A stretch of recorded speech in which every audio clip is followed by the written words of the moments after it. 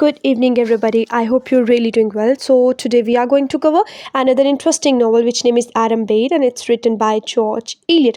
Before going to the novel summary, let's discuss about the biography of George Eliot because it's too necessary as a paper point of view. So let's get started.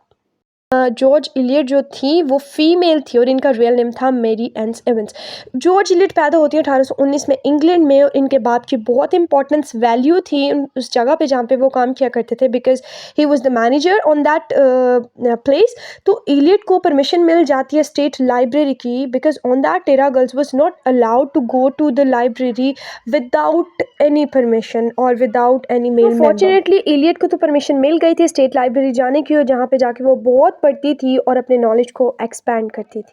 George Eliot as a young girl she was educated at the local school and then उसको boarding school भेज दिया गया।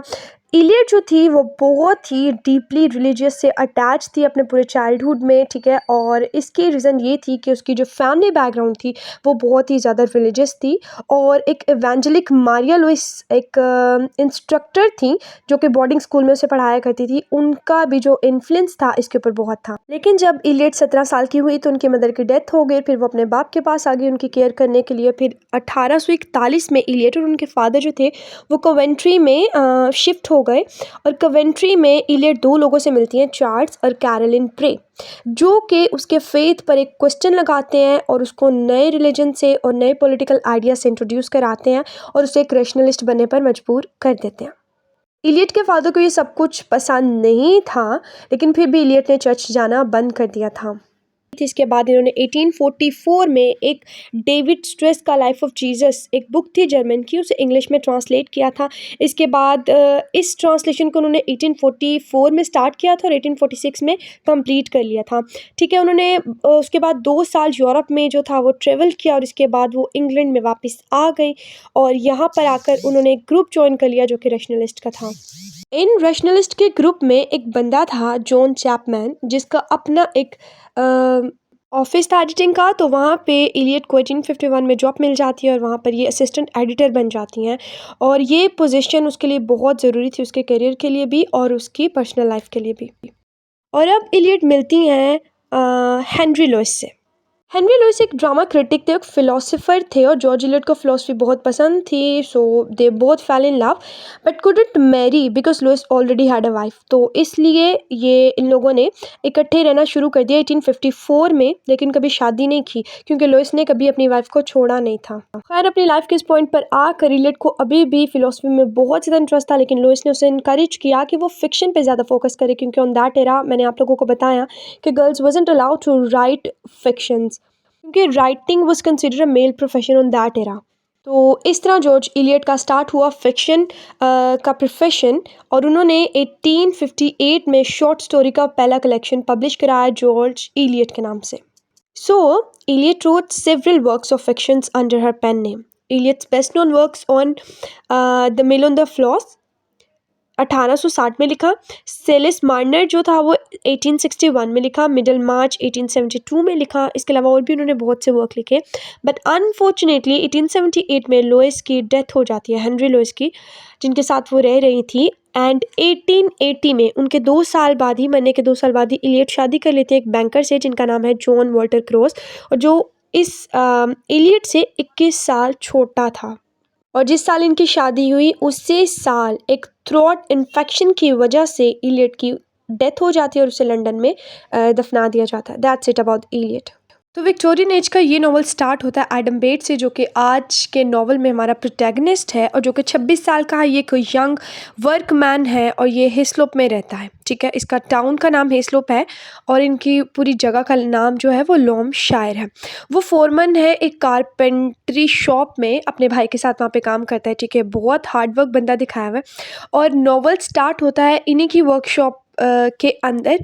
वहाँ पे कुछ लोग हैं जो आर्ग्यूमेंट कर रहे हैं किसके बारे में, रिलीजन के बारे में, और उन्हीं आर्ग्यूमेंट में हमें पता चलता है डायना मॉरिस के बारे में जो कि एक मेथोडिस्ट प्रीचर है और जिसके साथ एडम बेट का भाई जो सेथ है वो प्यार करता है। और उन्हीं बातों से इसको पता चला है कि आज वो गांव में मीटिंग के लिए आ रही है। तो बस उसी शाम जो है वो प्रेयर मीटिंग होती है और उसमें सेथ जाता है। प्रेयर मीटिंग के बाद वो डायना से मिलता है और डायना को प्रपोज़ करता है, लेकिन डायना उसे रिफ्यूज़ कर देती है क्योंकि वो कहती है कि मेरी जो पहली प्रायोरिटी है वो गॉड है और रिलीजन है। जहाँ एडम बेट को बहुत ही responsible, hard working young man दिखाया गया है ना, सेथ इसके बिल्कुल ऑपोजिट है, लेकिन बहुत ही अच्छा एक वेल मैनर करेक्टर दिखाया हुआ है। बहुत ही ज़बरदस्त इसका करेक्टर है। एडम बेट की तरह ये भी बड़ा काइंड बंदा है, बड़ा डाउन टू अर्थ बंदा है और समझ है इसे। अब जब डायना इसे रिफ्यूज़ कर देती है तो साथ ही स्टोरी शिफ्ट होती है एडम पे, जो कि काम ख़त्म करके घर जाता है और अपनी माँ को घर के बाहर ही देख लेता है और पता चलता है उसको, इसकी माँ का नाम बताया हुआ है यहाँ पे लिस्बeth, और पता चलता है उसको कि उसके जो फादर हैं इतिहास, वो बहुत ज़्यादा ड्रिंकिंग करके घर से चले गए हैं और उन्हें एक कॉन्ट्रैक्ट मिला था जो आज रात ही उन्हें ख़त्म करना था, लेकिन वो पता नहीं कहाँ चले गए हैं। तो उसकी माँ बड़ी परेशान होती है, लेकिन जो उसका बेटा है एडम, वो उस कॉन्ट्रैक्ट को सारी रात लगाकर अपने भाई के साथ ख़त्म करता है और सुबह अपने भाई के साथ ही उसे डिलीवर करने चला जाता है। जब वो घर वापस आ रहा होता है तो उसे पता चलता है कि उन्हें एक नदी के पास एक बॉडी मिली है और वो बॉडी किसकी है, इनके बाप की, क्योंकि वो ड्रंक करके इसी रिवर में, इसी ब्रुक में डूब चुका था और वो मर गया है। यहाँ पर नॉवल में कुछ और कैरेक्टर्स हमारे साथ जुड़ते हैं। जिशुआ रैन, जो कि एक पैरिश में क्लर्क है और वो इन्फॉर्म करता है मिस्टर अरविन को, जो कि क्लर्जीमैन एक चर्च में, ठीक है, एक यानी एक मुलाजिम जो है क्लर्जीमैन को जाके बताता है कि हमारे गांव में जो है ना मेथोडिस्ट ज़्यादा हो गए हैं। वो उसको डायना के बारे में भी बताता है। वो कहते हैं कि मतलब ये जो मैथोडिज्म होता है ना, ये एक मूवमेंट थी और रिएक्शन था against the party of the Church of England that prevailed in the early part of the 18th century. तो चर्च ऑफ इंग्लैंड के अगेंस्ट जो रिएक्शन था, जो मूवमेंट थी, उसे मैथोडिज्म कहते हैं और डायना वही काम कर रही थी। तो ये बात सुनकर मिस्टर अरविन जो है वो ऑथर डॉनीथ्रन के साथ, जो कि ग्रैंडसन होते हैं एक लोकल लैंड ओनर के, बहुत ही वो रिच होते हैं और आर्मी के अंदर जो है वो कमांडर होते हैं, कैप्टन भी हम लोग कह सकते हैं। तो मिस्टर अरविन और ऑथर जो है वो वहाँ पे जाते हैं और वहाँ पे जाके डायना को मिलते हैं। अब जिस जगह पे वो डायना को जाके मिल रहे हैं ना, वो डायना का घर नहीं होता, बल्कि उसके अंकल आंट का घर होता है और डायना जो होती है उनकी भतीजी होती है। उनके आंटी अंकल का नाम होता है मिस्टर मिसेस मोयर। उनका एक फॉर्म होता है, वो दोनों मियाँ बीवी उस फॉर्म को चलाते हैं। लेकिन डायना के अलावा भी इनकी एक और भतीजी होती है जो कि ऑर्फन होती है, यानी यतीम होती है। उसका नाम होता है हैथी सोरेल, जो कि 17 साल की होती है, ठीक है। एडम बेट, जो मैंने स्टार्टिंग में प्रोटैगनिस्ट के बारे में बताया, वो भी इसको प्यार करता है। और ये जो ऑथर अभी आया ना, इसको भी ये बड़ी खूबसूरत लगती है। और इसके अलावा भी ये जो हैथी है, ये थी भी बहुत प्यारी और पूरे गाँव में इसके ज़रा बड़े चर्चे होते हैं। तो मिस्टर अरविन जो हैं वो डायना से बात कर रहे होते हैं रिलीजियस सिंसेरिटी के बारे में, लेकिन दूसरी तरफ ऑथर जो है वो पॉइजर की जो नीस है हैथी सोरेल, उसके साथ फ्लर्ट कर रहे होते हैं। और हैथी सोरेल को भी ये सब कुछ बड़ा अच्छा लगता है क्योंकि उसकी जो फैमिली है वो बहुत गरीब है, लेकिन उसके जो ख्वाब है अपनी खूबसूरती को लेकर, अपनी लाइफ को लेकर, अपने फ्यूचर को लेकर, वो बहुत बड़े बड़े ख्वाब देखती है। और ऑथर क्योंकि लैंड ओनर का एक ग्रैंडसन है, तो उसको अच्छा लगता है और समझती है कि शायद वो उसके ख्वाबों का शहज़ादा है। अब जहाँ पे हैथी सोरेल को ये सब कुछ अच्छा लगता था, वो बड़ी मगरूर किस्म की लड़की थी, बड़े सेल्फ एरोगेंट टाइप की बंदी थी। वहाँ पे जो उसकी दूसरी कज़न थी डायना, वो बहुत ही काइंड, बहुत ही सिंसियर, बहुत ही डाउन टू अर्थ पर्सन थी, बहुत ही मोरालिटी बेस्ड बातें किया करती थी। तो मिस्टर अरविन इसको बातों बातों में बताते हैं कि एडम बेट के फादर की डेथ हो गई है, तो वो उसके साथ बेट के कॉटेज में जाती है, यानी उनके घर में जाती है। और जो उसकी मदर है एलिजाबेथ, एडम की मदर एलिजाबेथ को वो बहुत ही ज़्यादा कम्फर्ट जो है वो प्रोवाइड करती है, उसे मोरालिटी की बातें बताती है, उसे बहुत ज़्यादा कंसोल करती है, तसल्ली देती है उसको। और अब कहानी में सीन दिखाया जाता है हैथी का और ऑथर का। ऑथर और हैथी एक दूसरे को जंगल में मिलते हैं, एक दो दफ़ा वो मिलते हैं और ऑथर को ये सब कुछ अच्छा नहीं लगता, उसको बड़ा अशेम्ड फील करता है वो, और कहता है कि मैं एक फॉर्म गर्ल से जो है, एक फार्मी लड़की से जो है मोहब्बत कैसे कर सकता हूँ, उसकी तरफ कैसे इतना अट्रैक्ट हो सकता हूँ। तो वो खुद से प्रॉमिस करता है कि वो अरविन के पास जाएगा, अपने दोस्त के पास, और उसके पास जाकर वो सब कुछ कन्फेस कर लेगा, और वो जाता भी है। लेकिन जो हैथी की खूबसूरती का स्पेल है उसको वो तोड़ नहीं पाता और बिना कुछ कहे वापस आ जाता है और हैथी से फिर जंगल में मिलता है and they both kisses each other. और दूसरी साइड पे डायना जो है वो स्नोफील्ड स्टोनीशायर में अगले दिन वापस जा रही होती है अपने घर में, ठीक है। वहाँ पे उसने जाके प्रीच करना होता है। तो वो हैती से मिलती है और हैती को कहती है कि कभी भी ज़िंदगी में तुम्हें कुछ कन्फेस करना हो या रिलीजन की तरफ आना हो या तुमसे कुछ गलती हो गई हो तो तुम मुझे बता सकती हो। और जो हैती है वो बड़े मगरूर तरीके से ख़ुद में ये बात कर रही होती है और कहती है कि मुझे कभी भी कोई प्रॉब्लम नहीं हो सकती, और इस जो ऑफ़र है उसको रिपल्स कर देती है। और डायना जो है वो स्नोफील्ड वापस चली जाती है। अब एडम के बाप की डेथ हो गई थी, तो एडम को ये आस्ता आस्ता रियलाइज़ होना शुरू हो गया कि अब उसको शादी कर लेनी चाहिए, क्योंकि वो हैती से बहुत प्यार करता था। He is in love with Haiti. Okay, तो वो हॉल फॉर्म में जाता है और हैती को अपने साथ बहुत ही फ्रेंडली होता देखता है। मतलब पहले हैती उससे इस तरीके से बात नहीं किया करती थी, लेकिन अब हैती उससे बहुत फ्रेंडली होके मिलती थी, बात करती थी। तो उसे ये बिल्कुल भी पता नहीं चला था कि ये सारे जो उसके थॉट्स हैं, स्माइल है, चेंज है, ये ऑथर की वजह से हुआ है। बल्कि उसको अच्छा लगा और उसकी जो उम्मीदें थीं वो और ज़्यादा बढ़ने लगी। फिर एक दिन एक शाम को एडम जो है वो बार्टल मैसे के पास जाता है। ये एक लोकल स्कूल मास्टर होता है और उस इवनिंग उसको वो जो लोकल स्कूल मास्टर है ना, उसको एक जॉब जो है ऑफ़र करता है। वो कौन सी ऑफ़र होती है कि उनके जो जंगलात में एक कीपर था ना, ही हैड अ स्ट्रोक। तो अब ये जो ऑफ़र है ये एडम को दी जाती है, तो उसे इसका ख्याल रखना होगा। तो अब ये जॉब पाकर एडम बहुत ही ज़्यादा खुश हो जाता है और कहता है कि हाँ, अब वो फाइनेंशियली तौर पे और इमोशनली तौर पे भी स्ट्रॉन्ग हो गया और अब वो हैती से शादी कर सकता है।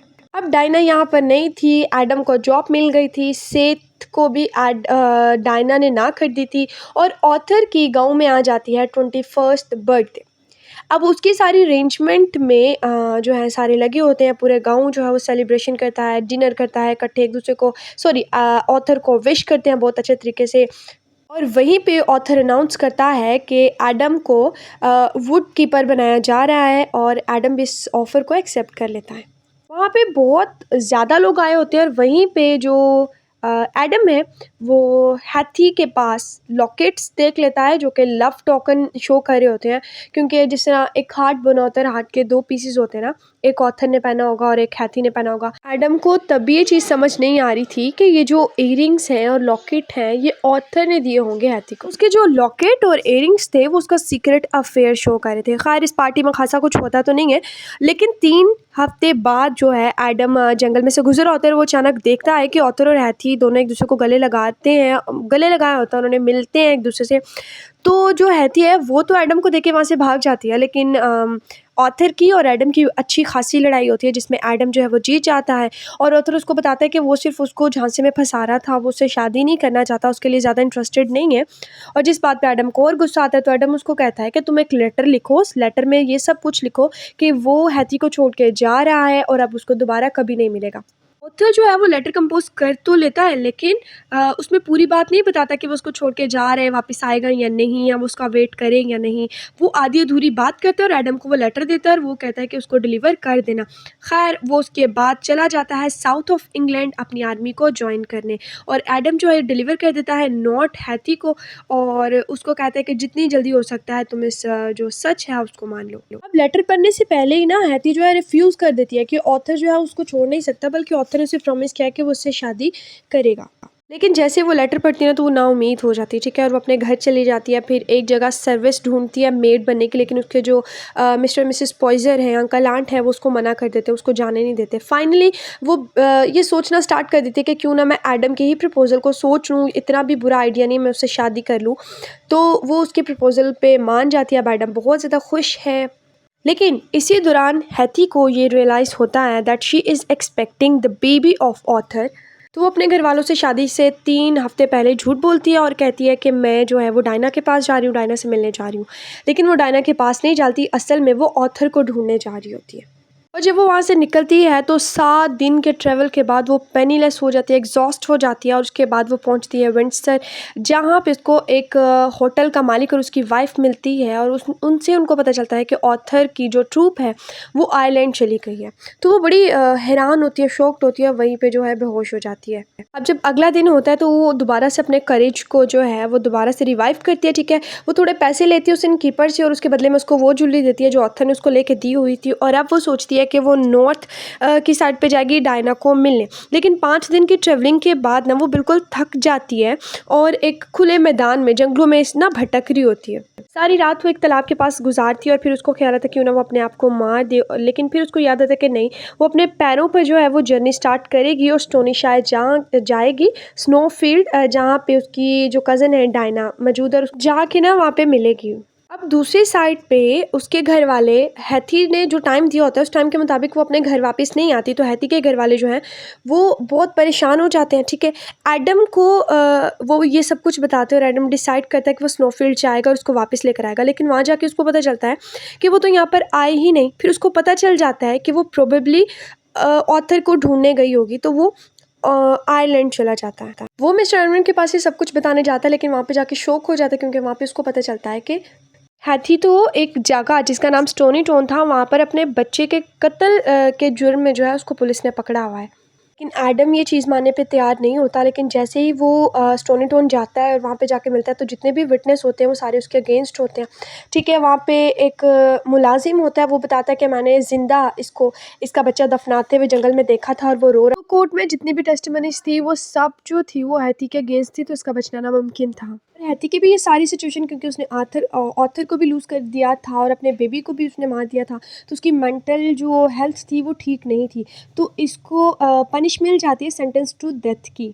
लेकिन एडम जो है वो ऑथर को लेटर लिखता है और ऑथर जो है उस जगह पे आ जाता है और उसकी जो सज़ा है वो कम करवा देता है, तो उसको सेंटेंस टू एग्जाइल मिल जाती है सज़ा, डेथ नहीं मिलती। लेकिन एग्जाइल के दौरान ही हैती की भी डेथ हो जाती है। अब उसी दौरान जो कैप्टन ऑथर हैं और एडम हैं, इन दोनों के दरमियान दोस्ती हो जाती है क्योंकि जो कैप्टन ऑथर हैं वो अपोलोजाइज़ करते हैं अपनी तमाम गलतियों पर और वो दोनों फ्रेंड हो जाते हैं। फिर अब स्टोरी प्रोसीड करती है 18 महीने के बाद, जहाँ पे एडम जो है वो हॉलफॉर्म जहाँ पर मिस्टर और मिसेस पॉइजर रहते हैं उनको दोबारा से विजिट करता है, जहाँ पे डायना फिर से अपने रिश्तेदारों को मिलने आई हुई है। तो वो उसको बताता है कि उसकी जो माँ है एलिज़ाबेथ वो बहुत बीमार है, वो डायना को मिलना चाहती है। तो डायना उसके साथ उसके कॉटेज में जाती है, जहाँ पे एडम जब भी उससे बात करता है तो डायना बहुत ज़्यादा ब्लश करती है।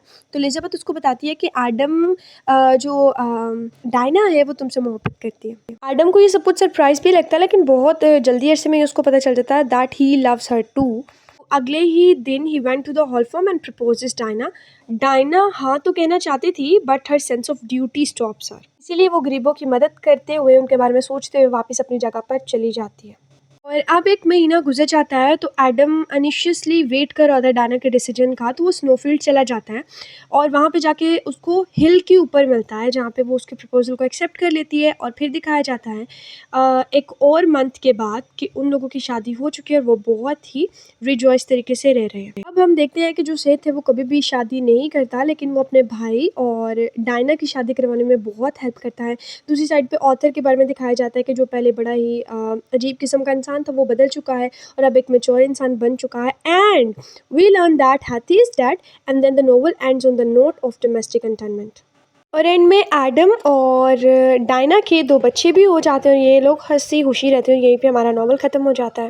एंड वन मोर थिंग, पीछे मैंने बताया कि जो सेठ था वो अपने भाई की तरह नहीं था, लेकिन उसका करेक्टर अच्छा था। तो किस चीज़ में वो अपने भाई की तरह नहीं था? उसका भाई हार्डवर्क था और जो सेठ बेट था वो लेज़ी था, बहुत ज़्यादा लेज़ी था। तो ये शायद मैं पीछे बताना भूल गई, इसलिए मैंने इसको दोबारा से बता दिया।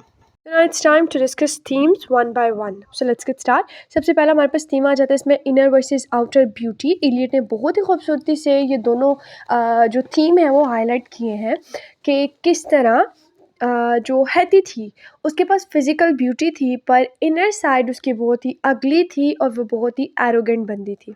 दूसरी साइड पे इनर ब्यूटी दिखाई गई थी डायना की, जो कि उसी की कज़न थी लेकिन उससे बहुत मुख्तलिफ थी और लोगों के बारे में कितने अच्छे उसके जो थे व्यूज़ थे और उसकी इनर ब्यूटी कितनी स्पिरिचुअल कितनी प्योर थी। तो हमारे पास दूसरा थीम आ जाता है the value of the hard work, के जो वैल्यू हार्ड वर्क की जो वैल्यू क्या होती है वो हमें वो लोग भी बता सकते हैं जो अपने काम के साथ लॉयल होते हैं, सिंसेर होते हैं और हार्ड वर्क वाले बंदे होते हैं। ठीक है, जैसे एडम बेट था, ठीक है, उसकी वैल्यू बताई कि उसने अपने हार्ड वर्क करके ना सिर्फ अपने आप को फाइनेंशियली तौर पर जो था वो अपनी माली हालत ठीक की थी, एज वेल एज उसको बहुत अच्छा पार्टनर डायना की सूरत में मिल चुका था। ठीक है, इसके बाद मिस्टर और मिसेस पॉय ने भी अपने फॉर्म को बहुत ही ज़्यादा फेमस कर लिया था, तो उनकी जो क्वालिटी थी, उनका जो हार्ड वर्क था, उन्होंने उसको भी पे बैक किया था। नेक्स्ट थीम हमारे पास आ जाता है love as a transformation force, कि प्यार के अंदर इतनी पावर होती है कि वो किसी भी चीज़ को ट्रांसफॉर्म कर सकता है, एंड दैट इज़ ट्रू। यहाँ पे मैं बात करना चाहूँगी हैथी और डायना के आपस के दोनों रिलेशन की, कि जब हैथी जो है उसे शुरू शुरू में पसंद नहीं करती, लेकिन डायना उसको एज इट इज़ ही पसंद करती है, उसे कबूल करती है। जब हैथी जेल में होती है तब भी डायना उसको बहुत साथ देती है, and this is the one reason कि हैथी चेंज हो जाती है, ट्रांसफॉर्म हो जाती है। सही हो गया। इसके बाद ऑथर चेंज हो जाता है just because of Adam bed. अगला है the consequences of bad behaviour, but ये मैं आप लोगों को थीम नहीं बताऊंगी, बल्कि आप लोग मुझे कमेंट सेक्शन में बताने वाले हैं that how can we imply that theme to a respective novel. Remember one thing, practice makes a man perfect. आप लोगों को प्रैक्टिस करनी है, आप लोगों को खुद सोचना है कि कॉन्सिक्वेंसेज ऑफ बैड बिहेवियर हम किस तरह कहाँ पे इम्प्लाई कर सकते हैं इस नॉवल में, and you guys have to write down into the comment section and I will check on it. Okay, इसके बाद हमारे पास थीम आ जाता है लव का। उसके बाद पूरे के पूरे नॉवल में आप लोगों को पता है लव कहाँ कहाँ शो किया गया है, ठीक है। हैथी और ऑथर का प्योर लव की बात की गई है और किस तरह फिजिकल लव की बात की गई। इसके बाद मदरहुड का भी थोड़ा सा थीम आया हुआ है यहाँ पे, कि जब हैथी अपने बच्चे को छोड़ के जंगल से बाहर आ जाती है, लेकिन उसके मदरहुड वाली फीलिंग्स फिर से वापस आ जाती हैं, तो वो अपने बच्चे को लेने वापस आती है, लेकिन तब तक उसका बच्चा मर जाता है। And lastly the theme is religion. Religion का थीम जो है इसमें बहुत ज़्यादा प्रोमिनेंट है। So that is all about today's videos and about the it's theme. So I hope you liked my video. So don't forget to like, subscribe and share my channel. Thank you so much.